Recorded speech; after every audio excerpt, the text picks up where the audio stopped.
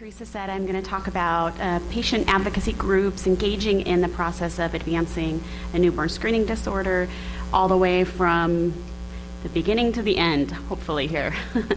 And also ways in which we have led and partnered in this process and why the patient voice is important. So I'll start out with my own personal story and why I'm really here today. These are two of my children, and these pictures are taken at about the same age, 11 months old, and y'all are the experts here. So if I brought my kids into you, who would you say this child needs intervention? They've got a genetic disorder and you've got to catch it and treat it and put them on the right path, or they're going to have intellectual disabilities and seizures. Well, it's a trick. They both have it. They both have it, but in this picture on the left, my daughter Samantha is my oldest, and she was not receiving treatment.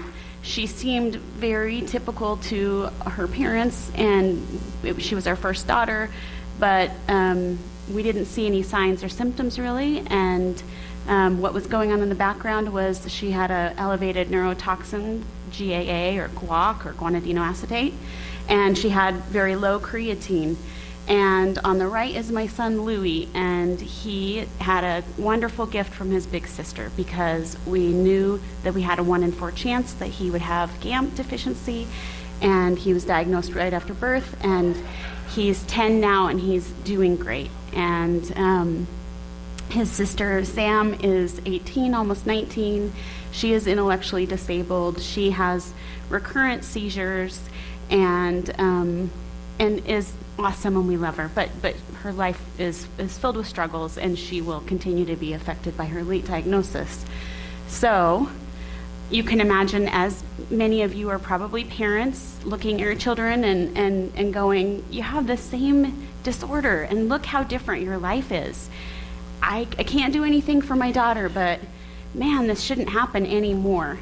And so 10 years ago, the Association for Creatine Deficiencies was started with the mission to share information and just get the word out that this is something that should be looked at if there's a creatine deficiency in a child with these symptoms, and to get earlier diagnoses. So I'm going to talk to you a little bit about GAMP and newborn screening and our journey. This is a typical Sunday where we prep up all of the creatine for the week. Our kids take it 4 times a day. And yes, our house looks like a drug lab.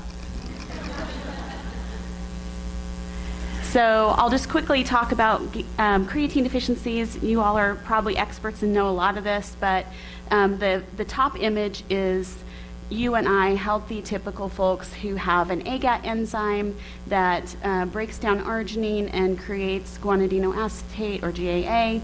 Then a GAMP enzyme that takes care of that and makes some creatine, and then a transporter that transports that creatine into the brain and muscles. And in the first creatine deficiency, the patient is lacking the AGAT enzyme. So they simply don't have creatine. If they are diagnosed, they can orally take creatine, and most of their issues are resolved. Depending, of course, on the age of diagnosis. With a GAMP patient, that AGAT enzyme is doing its job just fine, and so the GAA builds up and is not broken down as it should be. So you end up with elevated GAA, which is a neurotoxin, and very low creatine. And the treatment is a little more complicated. I'll get to that. The third type of creatine deficiency is a patient who goes through all these steps, makes their creatine just fine, and then doesn't have the transporter to pull that creatine in. And unfortunately, there's no treatment for those children. They make creatine just fine and make no good use of it, and we are working with researchers and funding research and hoping to find a treatment for them as well. So back to GAMP, the goal with treatment is you give creatine, and it's replenished, and then you also give ornithine and sometimes sodium benzoate in an attempt to pull down that GAA a little lower, and also watch the diet. And it depends on the clinician, but low to moderately low protein diet. So you all know, I'll go through these quickly. You know about newborn screening here in this crowd. Some people don't. I did not know until really after Louis, and went, whoa, oh my gosh, you screened and we didn't catch this, and there's blood somewhere being held. So newborn screening, the best kept public health secret, in my opinion. It's awesome because diversity is built right into it. Over 99% of babies in this country get screened. We don't care what your background is, you're getting screened and you're going to get the treatment that you need. Dr. Powell talked about a lot of the requirements to be included in newborn screening. And then from an advocacy viewpoint, this is the process. It's long, it's complicated. You have to fill a lot of requirements, and I'll go over where we've been with GAMT in this process. But this is my first visit to an ACH-DNC meeting back in 2016, and I just think it's appropriate when I'm talking about patient advocates and all of you teaming up to point out that I turned around and looked at a room full of strangers. And in that room was Catherine Hassel and Joyce Hooker, who now I know from Mountain States Regional Genetics, and they're great partners and resources, and Ronnie, right there.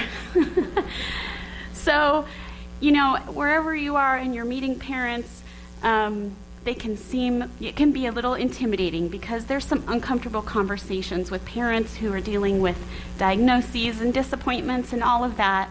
But you may just find some really good partners who are going to be with you for the long haul and help you out, and vice versa. So GAMT was discovered in '94. There were some pilots and various screenings that started up around the world, and then 2015 Utah began screening, and in 2016 we nominated GAMT for the RESP, and after a heated debate we lost by one vote. They had decided that day to start considering, we need to find a positive first before we say this is going to work in newborn screening. And so because we didn't have that one prospective baby, and Louis didn't count because he wasn't detected with a blood spot, we were sent on our way to find a baby. So 2017, British Columbia started screening, 2018, New York. So I'm going to talk about some of the ways now that the advocacy group got involved and some of the value that they provided to this process. We helped with gathering evidence. And if you're familiar with patient registries, for a really rare disease, it's pretty hard to, as one clinician or a partnership, to pull together enough patients with this really rare disease to make statistically significant findings, right? So we are the only creatine deficiency organization in the world, and we have families around the world, and we have a registry, and we gather this data and put it together and share it with folks like the academic people, and raise the patient's voice so it can be heard. We make the statement that GAMT treatment is safe and it's most effective when started early, such as by talking about my kids' experience. And we pulled together 5 different sibling pairs where there was one sibling who had been diagnosed late, one sibling diagnosed at birth or very young, and helped one of our medical advisory board members to do a research project and feature this information and make it available. So second, know the players in your space. Who is that person that's going to write that paper and help you and represent you, and who can collaborate with you to fill gaps? So with all of this and being a part of the advocacy group, I decided in 2018 I was going to work in the newborn screening lab. So I applied for a job and I joined the informatics department, and I worked for Utah. And in my 3 years there, I learned all of these, overwhelmingly complicated concepts that now I feel really comfortable with, like what's the lab equipment needs and the staffing needs to add a new disorder. I helped add a new disorder while I was there. What are cutoffs? What are second-tier testing? All of this. I helped write a paper on our experience with GAMT deficiency. And so we parents are ready to jump in, a lot of us, and I'm very thankful to Utah because they believed in me, and they they treated me as a peer, and it was a wonderful, positive experience. So one of the gaps we filled as a partnership with the state of Utah, ARUP, and University of Utah is, although it's not listed on the requirements for RUSP, how much does it cost to treat, how much does it cost to screen, it's a question that comes up a lot. And so we wanted to have some of those answers. So we put together a chart based on weight and amount of supplement that children typically take, and we figured out that over the course of 18 years, a child would need $15,631 for their supplements. And this doesn't even begin to touch, of course, the other costs, the costs my daughter has. I mean, VNS, blow that away. many surgeries, many accidents, broken collarbone because she falls from a seizure. We've spent that $15,000 over and over and over again. And then we estimated the costs of the screening for the lab. And this is unique to Utah. They do a lab-developed test. There are different factors, but it gives you an idea that this is a tandem mass disorder, that it won't need new instruments or staff. And we put together the first 5 years down to the orange line and estimated that it was about 31 cents per baby, counting in all of these costs of implementation. And so then the cost to find the one baby in 5 years was about $76,000, which again, we go back to, I'll take that, I'll pay that myself, please, to not have the lifelong disabilities. So back to Utah. In December of 2020, we found our first baby, baby Woody. And baby Woody his family was living in LA, but because of COVID, they said, let's move back to Utah and live with family. We don't want to do this alone.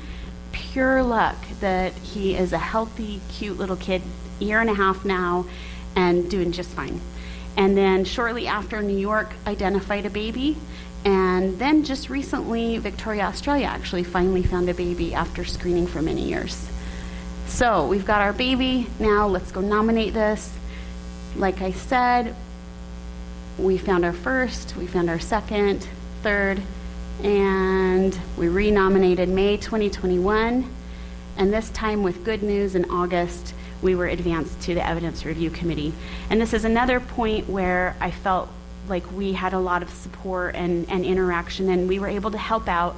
That the committee reached out and asked me to be on the technical expert panel.